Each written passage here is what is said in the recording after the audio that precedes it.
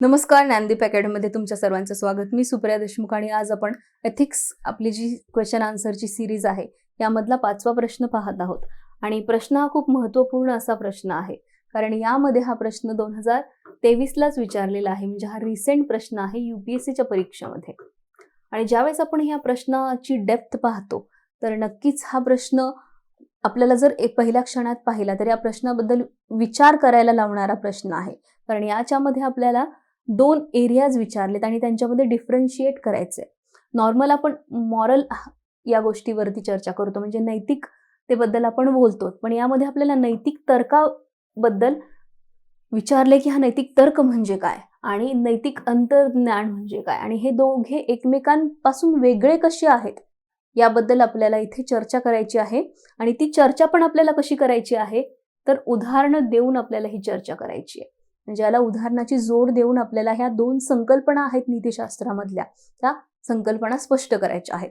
जर आपण हाच प्रश्न इंग्लिशमध्ये पाहिला, बऱ्याच वेळा कसं होतं, आपल्याला मराठीमध्ये आपण प्रश्न वाचतोच, पण प्रश्न वाचल्यानंतर एकदा कन्फर्म करण्यासाठी आपण इंग्लिशमध्ये पण नजर किंवा ओव्हरलुक करू शकतो. यामध्ये आपण पटकन प्रश्न वाचल्यानंतर जर व्यवस्थित आकलन होत नसेल, थोडा प्रॉब्लेम येत असेल, तर आपण इंग्लिशच्या प्रश्नाकडे पण वळू शकतो. आणि बऱ्याच वेळा इंग्लिशमध्ये एक्झाम देणारे विद्यार्थी मराठीमध्ये पण प्रश्न वाचू शकतात. आणि आपला हा इंग्लिशमधला प्रश्न काय म्हणतोय, मॉरल इंट्युशन आणि मॉरल रिझनिंग यामधला आपल्याला डिफरन्स लिहायचा आहे. तो कसा, with the help of suitable example. असा हा एकदम आपला एकदम सोपा असा प्रश्न आहे, पण आपल्याला इथे लिहायचा तो प्रश्न व्यवस्थित आहे. मग याची मांडणी कशी असायला हवी, हा प्रश्न मांडायचा कसा, किती शब्दांमध्ये लिहायचं, तर साधारणतः 150 शब्दांमध्ये हा प्रश्न विचारलेला आहे आणि 10 मार्कासाठी हा प्रश्न आलेला आहे. मग जवळपास 150 शब्दांमध्ये हा प्रश्नाला बसवायचा आहे. मग आता प्रश्नाचं स्ट्रक्चर कसं बनवायचं, तर पटकन आपण या प्रश्नाचं स्ट्रक्चर बनवूयात. आपल्याला लोकस आणि फोकस प्रश्नामधले शोधायचे असतील तर कसे शोधणार, तर हा नीतिशास्त्र सिद्धांतामधला प्रश्न आहे. लोकस आपल्याला सापडून जातो आणि फोकस म्हटलं तर आपल्याला फोकस डिफरन्शिएट करायचे उदाहरणासहित. 2 ज्या कॉन्सेप्ट दिल्यात, पहिली आहे मॉरल इंट्युशन आणि दुसरी मॉरल रिझनिंग. ज्यावेळेस आपण एखादी व्यक्तीबद्दल बोलतो आणि त्या व्यक्तीचे जे नैतिक निर्णय कसे घेतात हे जर समजून घ्यायचं असेल, तर नैतिक अंतर्ज्ञान आणि नैतिक तर्क या 2 मूलभूत संकल्पना आपल्याला इथे महत्त्वपूर्ण ठरतात. म्हणजे नैतिक निर्णयांना आकार देण्यासाठी या दोन्हीही संकल्पना मदत करतात आणि महत्त्वाची भूमिका बजावतात. म्हणजे आपल्या नैतिक ज्याला आपण म्हणूयात की निर्णय जे असतात त्यांना आकार द्यायचा असतो. म्हणजे मॉरल डिसिजन्स जे असतात, आपले एथिकल डिसिजन्स असतात, एथिकल डिसिजन, नैतिक निर्णय,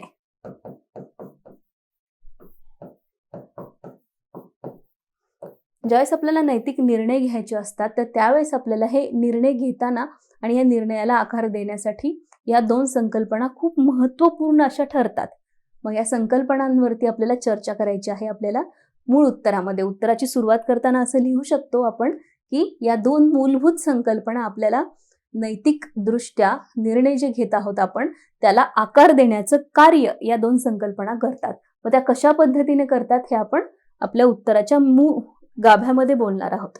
ज्यावेळेस आपण नैतिक अंतर्ज्ञान म्हणतो, ज्याला मॉरल इंट्युशन असं म्हणतो, इंट्युशन म्हणजे आपल्याला आपला आतला आवाज म्हणतो, आपल्या गट फिलिंग्स म्हणतो, त्याला आपण अंतर्ज्ञान म्हणतो. आणि नैतिक तर्क म्हणजे काय, मॉरल रिझनिंग म्हणजे काय, तर आपण एखादी गोष्ट जाणीवपूर्वक विचारपूर्वक करतो, त्याला आपण तर्क किंवा मॉरल रिझनिंग असं म्हणतो.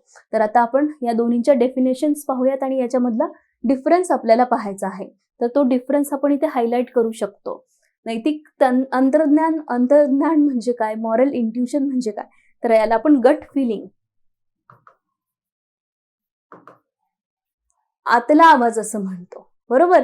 म्हणजे आणि नैतिक तर्क ज्याला म्हणतो याला आपण काय म्हणतो, तर एखादी डेलिब्रेट कृती, म्हणजे आपण विचारपूर्वक केलेली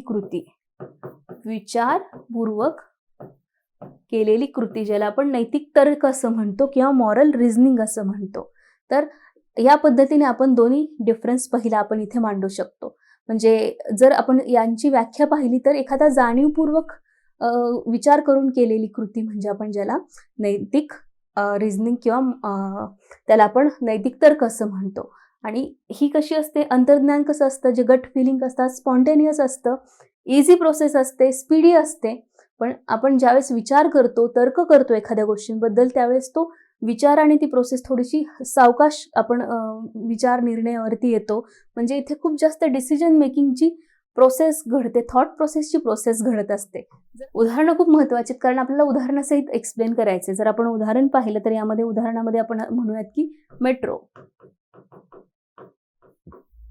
सपोज तुम्ही मेट्रोमधून प्रवास करत आहात आणि मेट्रोमध्ये गर्दी आहे आणि एखादी वृद्ध व्यक्ती तुमच्या सीटच्या साईडला उभारली आहे, तर तुम्ही काय कराल? पटकन स्वतःची सीट व्हॅकेट कराल आणि त्या व्यक्तीला म्हणाल, इथे तुम्ही बसा. मग हा पटकन जो रिस्पॉन्स असतो हा कशामुळे घडतो?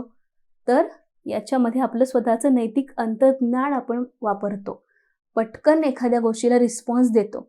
म्हणजे आपली जो निर्णय घेण्याची गती असते ती जलद असते आणि अनेकदा आपण त्वरित प्रतिक्रिया देतो, त्याला प्रतिसाद देतो. अजून एक उदाहरणासह हे स्पष्ट करूयात आपण, मॉरल इंट्युशन. म्हणजे एखाद्या अपघातग्रस्त व्यक्ती आहे, तर त्याला आपण अपघातग्रस्त व्यक्तीला, अपघात झालेला आहे आणि त्या अपघातग्रस्त व्यक्तीला पटकन हॉस्पिटलमध्ये घेऊन जाणं, रुग्णालयात हलवणे, हे आपल्याला आपली पहिलं मेजर कर्तव्य वाटतं. हे कशामुळे? तर आपल्या मॉरल इंट्युशनमुळे. म्हणजे हे जाणीवपूर्वक आणि जाणीवपूर्वक विचार प्रक्रियेशिवाय घडते. म्हणजे यामध्ये तुम्ही कोणताही विचार करण्यापूर्वीच ही कृती घडते आणि तुम्हाला इथे जाणीवपूर्वक विचार करावा लागतो. म्हणजे कोणताही निर्णय घेताना, डिसिजन घेताना मॉरल रिझनिंगमध्ये, नैतिक तर्कामध्ये तर्कशुद्ध विचार पद्धती तुमची इथे अवलंबावी लागते. म्हणजे एखादा जर दरोडेखोर पळून जात असेल, तर त्याचा पाठलाग करणारा पोलीस हा कसा असतो? कोणताही विचार न करता चोर दिसला आणि त्यानं वाईट कर्म केलेलं आहे आणि त्याला पकडायचं आहे, एखादा दरोडेखोर आहे, हे आपल्या नैतिक अंतर्ज्ञानामध्ये येतं. या पद्धतीने आपण नैतिक अंतर्ज्ञान डिफाईन करू शकतो. आणि ज्यावेळेस आपण नैतिक तर्क असं म्हणतो, याची व्याख्या कशी असेल तर नैतिक परिस्थितीचे मूल्यमापन करण्यासाठी संभाव्य कृती आणि त्याचे परिणाम लक्षात घेऊन जाणून बुजून केलेली प्रतिक्रिया होय. म्हणजे एखादी कृती आणि या कृतीचा विचार करून, त्या कृतीचं मूल्यमापन करून जाणीवपूर्वक, विचारपूर्वक केलेली कृती, केलेली प्रक्रिया म्हणजेच आपण त्याला मॉरल रिझनिंग असं म्हणतो, नैतिक तर्क म्हणतो. आणि मग याला आपण एक डेलिब्रेट अशी प्रोसेस म्हणतो of evaluating moral situations considering potential actions and their consequences. म्हणजे नैतिक दुविधांचे जे विश्लेषण आणि मूल्यमापन आपण जाणीवपूर्वक करतो आणि हे जे विचार आहेत, ह्या ज्या संज्ञात्मक ज्या काही प्रयत्न आपण करतो, हे कसे असतात? हे विचारपूर्वक केलेले असतात. जर आपण याचं उदाहरण पाहिलं तर आपण कॅपिटल पनिशमेंट म्हणतो. कॅपिटल पनिशमेंटमध्ये कसं असतं तर कायदेशीर आणि नैतिक तत्वांचा विचार करून एखाद्या व्यक्तीला फाशीच्या शिक्षेपर्यंत फाशीची शिक्षा देणं आणि त्याला ते नैतिक परिणाम काय होतील याचं विश्लेषण केलं जातं. म्हणजे कॅपिटल पनिशमेंट देताना पण त्याच्या मागे सर्व आयामांचा विचार करून ती पनिशमेंट दिली जाते किंवा त्या फाशीची शिक्षेला नैतिक परिणामांची झालर त्यामध्ये असते. या पद्धतीने आपण नैतिक तर्क डिफाईन करू शकतो. मग आता आपल्या पुढे प्रश्न उद्भवू शकतो की नैतिक अंतर्ज्ञान आणि नैतिक तर्क, जर आपण पाहिलं की नैतिक अंतर्ज्ञान आणि नैतिक तर्क यामध्ये फरक काय? यामध्ये आतापर्यंत आपण डिफरन्सेस पाहिले, पण एक गोष्ट इथे लक्षात घेण्याची महत्त्वपूर्ण ठरते की नैतिक अंतर्ज्ञान आणि नैतिक तर्क हे मानवी नैतिकतेचे दोन वेगळे पण एकमेकांशी जोडलेले पैलू आहेत. कारण एकच व्यक्ती आहे, तो कधी त्याचा तर्क संगतीने विचार करून निर्णय घेऊ शकतो किंवा त्याचं ते इंट्युशन, त्याचं अंतर्ज्ञान काय म्हणते याच्या बेसिसवरती तो निर्णय घेऊ शकतो. म्हणजे या ज्या दोन संकल्पना आहेत, या जरी वेगळ्या असल्या तरी त्यांना एकमेकांपासून असं कम्प्लिटली वेगळं करता येत नाही. हे एकमेकांशी जोडलेलेच पैलू आहेत. जर आपण उदाहरणासहित स्पष्ट केलं, इथे आपण एक उदाहरण घेऊयात की आपण एक केस घेऊयात. सपोज पेशंट सोबत एखादा डॉक्टर त्या पेशंटची कॅन्सरचा पेशंट आहे असं समजू आणि त्याची केस तो डिस्कस करत आहे. मग त्याच्यामध्ये होणारे परिणाम, त्याच्यामध्ये होणाऱ्या ट्रीटमेंट्स, त्याचा खर्च, त्याच्यानंतर त्याच्या पेशंटच्या भावनांबद्दल विचार करणे, त्याच्या फॅमिलीबद्दल डिस्कशन करणे, या सर्व गोष्टींबद्दल, आणि हे करत असताना कुठेतरी आशावादी राहणे की याच्यातून हा पेशंट बाहेर येऊ शकतो. तर अशा सर्व अंतर्ज्ञान तो डॉक्टर स्वतःचं नॉलेज यूज करत आहे आणि हेतुपुरस्पर नैतिक तर्क पण याच्यामध्ये यूज करत आहे. म्हणजे अशा डॉक्टराचा आपण अशा डॉक्टरला आपण दोन्ही गोष्टी तो यूज करून निर्णय घेत आहे. म्हणजे आपल्याला इथे सेपरेट करता येत नाहीये, दोघे वेगळे आहेत पण दोघांची आपल्याला निर्णय घेताना मदत होते या दोघांची. तसेच जर आपण आणखीन एक उदाहरण घेतलं, सपोज एखादा क्रिकेट प्लेयरचा कॅप्टन आहे, म्हणजे आपल्या क्रिकेट टीमचा कॅप्टन आहे आणि तो आपल्या क्रिकेट टीम सोबत त्याचा येणारा एखादा क्रिकेटचा सामना त्याला डिस्कस करायचा आहे.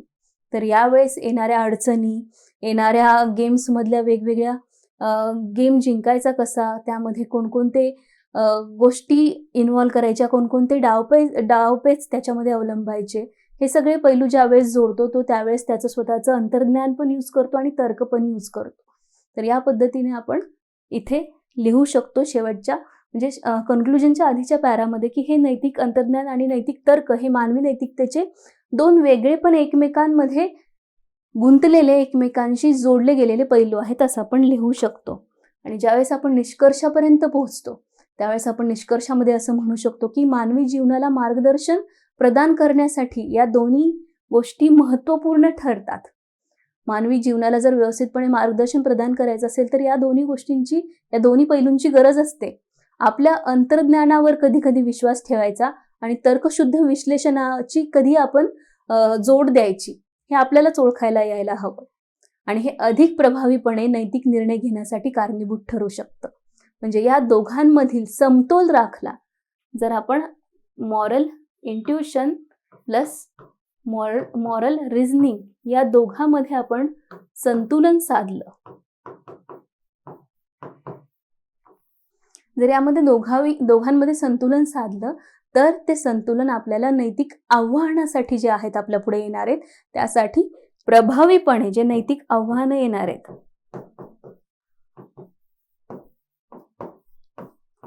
त्यासाठी आपल्याला सक्षम बनवण्याचं कार्य कोण करू शकतं, तर या दोन संकल्पना करू शकतात. म्हणून या दोन परस्पर पूरक अशा या संकल्पना आहेत असं आपण निष्कर्षामध्ये म्हणू शकतो. अत्यंत बॅलन्स्टिक अप्रोच आपण या उत्तरामध्ये दिलेला आहे.